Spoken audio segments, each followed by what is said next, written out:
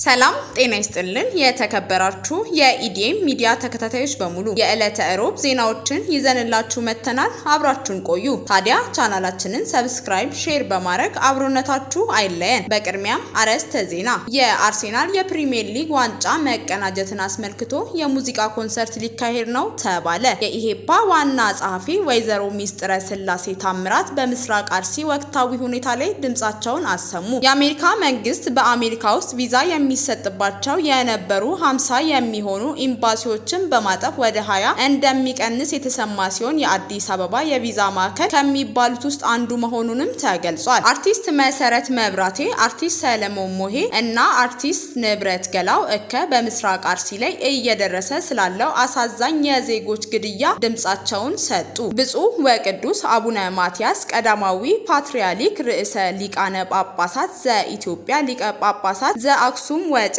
ዘመንበረ ተክለ ሃይማኖት በአርሲ ሀገረ ስብከት በቤተ ክርስቲያኖችና በኦርቶዶክሳውያን ላይ የደረሰውን ጥቃት በማስመልከት አባታዊ መልእክታቸውን አስተላለፉ። ወደ ዝርዝር ዜናዎች የምንሄድ ይሆናል። አብራችሁን ቆዩ። አርሴናል የፕሪሚየር ሊግ ዋንጫ መቀናጀትን አስመልክቶ የሙዚቃ ኮንሰርት ሊካሄድ ነው ተባለ።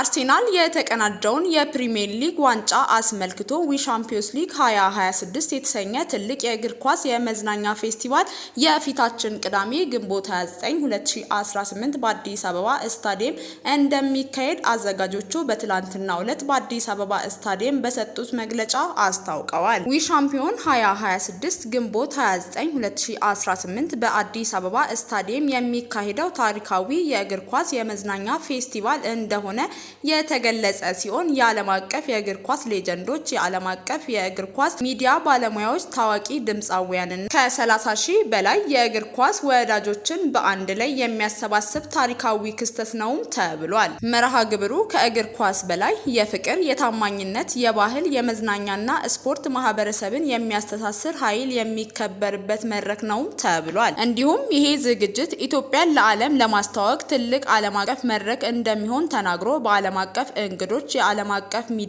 ሽፋን፣ ዲጂታል ይዘት ፈጣሪዎች እና በዓለም ዙሪያ በሚደረግ የማህበራዊ ሚዲያ ስርጭት ኢትዮጵያ ያላትን እንግዳ ተቀባይነት፣ ባህል፣ የመዝናኛ ኢንዱስትሪ እና ዓለም አቀፍ ዝግጅቶችን የማስተናገድ አቅም ለዓለም እንደሚያሳይም ተናግረዋል። በዝግጅቱ ላይ የቀድሞ የአርሴናል እና የኮት ዲቫር ብሔራዊ ቡድን ተጫዋች ኤማኑኤል ኢቡዌ በልዩ እንግድነት የሚገኝ ሲሆን በተጨማሪም ከኤፍቲቪ የሚመጡ ተወካዮች ይገኙበታልም ተብሏል። በተጨማሪም ዝግጅቱ መቀመጫውን ለንደን ባደረገው አርሴናል ፋን ቲቪ ታዋቂ የዩቲዩብ ቻናል እና የፉትቦል ሚዲያ እንደሚተላለፍም ተናግረዋል። በዚህ ዝግጅት ላይ ከ10 በላይ የሆኑ እውቅና ወጣት ኢትዮጵያዊ ድምፃውያን የሙዚቃ ስራቸውን እንደሚያቀርቡም ተገልጿል። ከነዚህም መካከል ታደለ ሮባ፣ ልጅ ሚካኤል ፋፍ፣ ሳሚዳን፣ አስጌ ደንደሾ፣ ራሄል ጌቱ፣ ሮቤል ሚደቅሳ፣ ዮማሪዮስ ሚኪዋን፣ አማኑኤል የማነ፣ አዲስ ሙላት እንዲሁም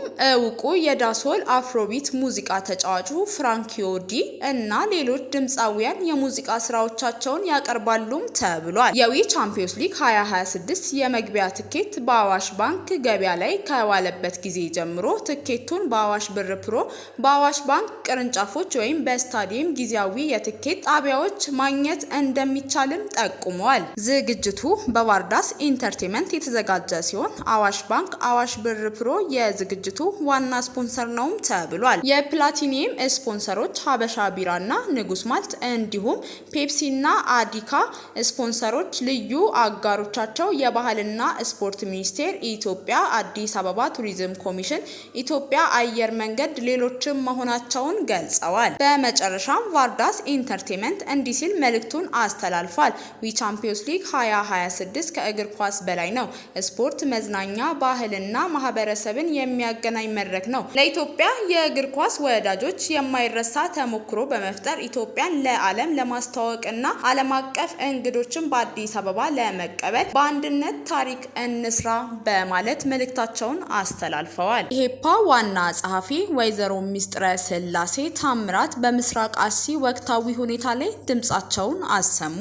የኢትዮጵያ ሕዝባዊ አብዮታዊ ፓርቲ ኢሃፓ ዋና ጸሐፊ ወይዘሮ ሚስጥረ ስላሴ ታምራት በምስራቅ አርሲ አካባቢ በንጹሃን ዜጎች ላይ እየደረሰ ስላለው የጸጥታ ችግርና ሰብአዊ ቀውስ አስመልክተው ወቅታዊ አቋማቸውን በይፋ ገለጹ። ዋና ጸሐፊዋ ባስተላለፉት መልእክት በአካባቢው እየተፈጸሙ ያሉ ጥቃቶች ቀጣይነት ያላቸው መሆኑን በማውሳት ሁኔታውን በዝምታ መመልከት እንደማይገባም አሳስበዋል። በምስራቅ አርሲ የሚገኙ ኦርቶዶክሳውያን ምዕመናንና ሌሎች ዜጎች ላይ እየደረሰ ያለው ጉዳት እጅግ አሳሳቢ መሆኑን የገለጹት ወይዘሮ ሚስጥረ ስላሴ የዜጎችን ደህንነት ለመጠበቅ እና የደረሰውን ጥቃት ለመከላከል አፋጣኝ የጋራ ጥረት ማድረግ እንደሚያስፈልግም አስገንዝበዋል። በመግለጫቸውም የሚከተለውን ሀሳቦች አንጸባርቀዋል። ባለፉት ዓመታት በተለያዩ አካባቢዎች የተከሰቱት የጸጥታ ችግሮችና ጥቃቶች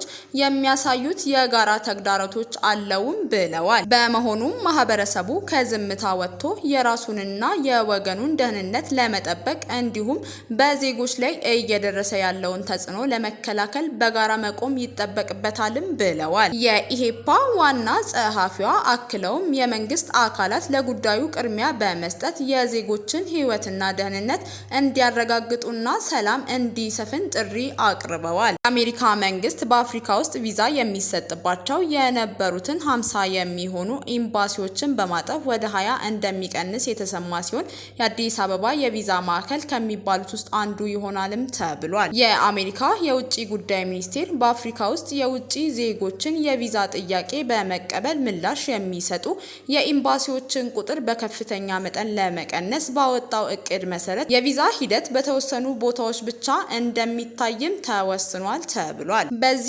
ውሳኔ በተለያዩ የአፍሪካ ሀገራት ውስጥ ቪዛ ይሰጡ የነበሩት ወደ 50 የሚጠጉ የአሜሪካ ኤምባሲዎችና ቁንስላዎች በሚቀጥለው ሳምንት ቁጥራቸው ወደ 20 እንደሚወርድም ተዘግቧል። በዚህ ውሳኔ መሰረት በአፍሪካ ውስጥ የቪዛ አገልግሎት የሚሰጡ በተለያዩ አገራት ውስጥ የሚገኙ ማዕከላት የሚባሉ 20 የአሜሪካ ኤምባሲዎች ብቻ ናቸውም ተብሏል። ከነዚህ ውስጥ አዲስ አበባ የሚገኘው የአሜሪካ ኤምባሲ ይገኝበታል።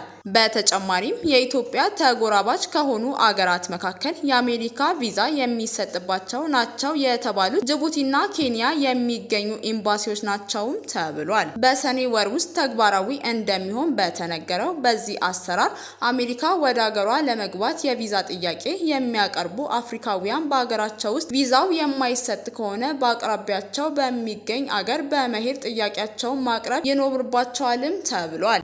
አርቲስት መሰረት መብራቴ፣ አርቲስት ሰለሞን ሙሄና አርቲስት ንብረት ገላው እከ በምስራቅ አርሲ ላይ እየደረሰ ስላለው አሳዛኝ የዜጎች ግድያ ድምጻቸውን ሰጡ። ታዋቂዋ ኢትዮጵያዊት አርቲስት መሰረት መብራቴ በምስራቅ አርሲ እየተከሰተ ስላለው ወቅታዊ የጸጥታ ችግርና የሰብአዊ ቀውስ ጥልቅ ሐዘኗንና ስሜቷን በይፋዊ ማህበራዊ ሚዲያ ገጿ ላይ ገለጸች። አርቲስቷ ባጋራችው መልእክት ላይ በአካባቢው እየደረሰ ያለውን እልቂት በመቃወምና ሰላማዊ ሰዎች እየተጎዱ መሆናቸውን በማስታወስ የሚከተለውን ሀሳቦች ገልጻለች።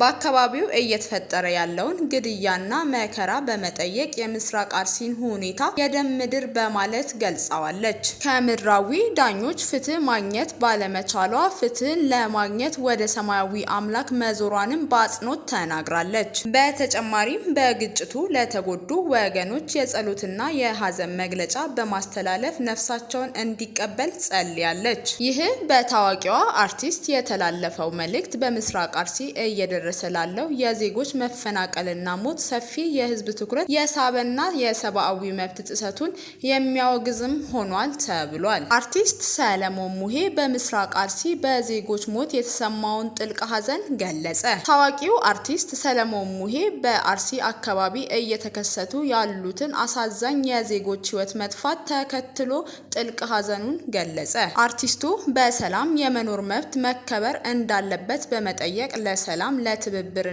ለአብሮነት ጥሪውን አስተላልፏል። አርቲስት ሰለሞን ሙሄ በቪዲዮ መልእክቱ የሚከተሉትን ዋና ዋና ሀሳቦች አንስቷል።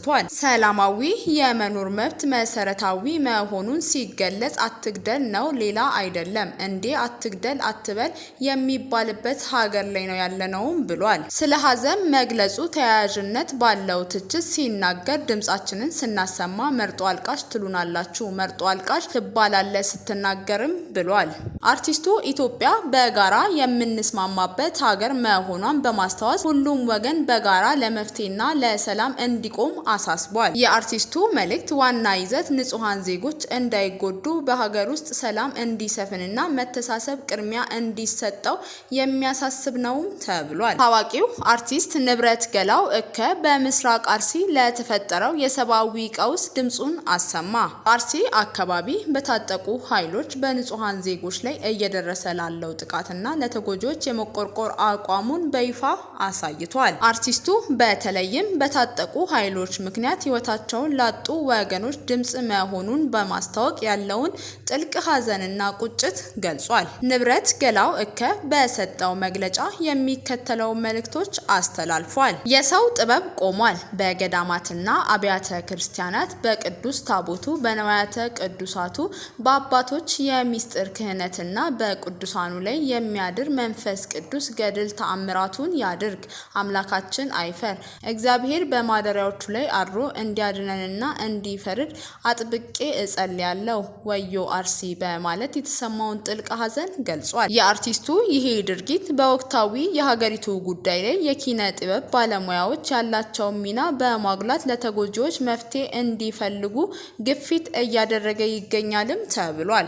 ወቅዱስ አቡነ ማትያስ ቀዳማዊ ፓትርያርክ ርዕሰ ሊቃነ ጳጳሳት ዘኢትዮጵያ ሊቀ ጳጳሳት ዘአክሱም ወዕጨጌ ዘመንበረ ተክለ ሃይማኖት በአርሲ ሀገረ ስብከት በቤተ ክርስቲያኖችና በኦርቶዶክሳውያን ላይ የደረሰውን ጥቃት በማስመልከት አባታዊ መልእክታቸውን አስተላለፉ።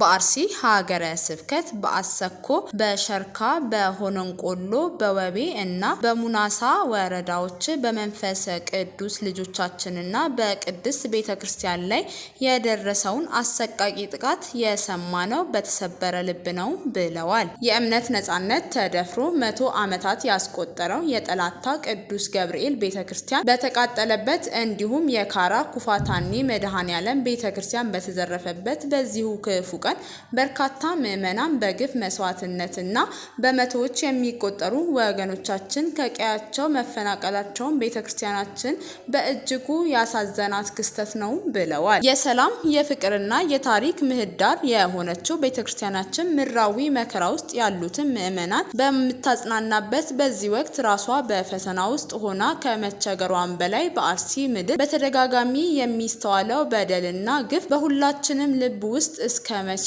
የሚል ቁጭትና ሐዘን ጥያቄ ፈጥሯልም ብለዋል። በመሆኑም ይሄ መከራ እያበቃ ሳይሆን እየሰፋ በመምጣቱ የዜጎችን ደህንነት የመጠበቅና ሰላምን የማስፈን አደራ የተጣለባችሁ የጸጥታ አካላት በየመዋቅሩ ያላችሁ ኃላፊዎች ከምንም በላይ ታሪክ የሚጠይቃችሁ በስልጣን ዘመናችሁ ለዜጎች ደህንነት የምትከፍሉት ዋጋ ነውና ይህንን የጥቃት ሰንሰለት በማስቆምና ወንጀለኞችን ለሕግ በማቅረብ ከታሪክ ባለዕዳነት ትድኑ ዘንድ በቤተ ክርስቲያናችን ስም በአክብሮት እናሳስባለንም ብለዋል። በየአካባቢው የምትገኙ ምዕመናንና መላው ኢትዮጵያውያን በወንድማማችነት መንፈስ ተጋግዛችሁ የተፈናቀሉ ወገኖችን በመደገፍና በጸሎት ከቤተ ክርስቲያናችን ጎን እንድትሆኑ ጥሪያችንን እናቀርባለንም ተብሏል። በመጨረሻም ቤተ ክርስቲያናችን ለሰላም ለይቅርታና ለሰው ልጆች ክብር ሁልጊዜም የምትቆም መሆኑን በመግለጽ ይህንን የሐዘን ሰዓት አምላካችን በምህረቱ ያሳልፍልን፣ የሞቱትን ነፍሳቸውን በመንግስቱ ይቀበልልን፣ የተጎዱትንም በቸርነቱ ያጽናናልን በማለት አባታዊ የሐዘን መልእክታችንን በእግዚአብሔር ስም እናስተላልፋለን። እግዚአብሔር አምላክ ኢትዮጵያንና ሕዝቦቿን ይባርክም ብለዋል። ለዛሬ ለዕለተ ሮብ ያዝንላችሁ የሀገር ውስጥና የውጭ ዜናዎች እነዚህን ይመስሉ ነበር። በሌሎች የሀገር ውስጥና የውጭ ዜናዎች ተመልሰን እስከምንገናኝ ሰናይ ቆይታ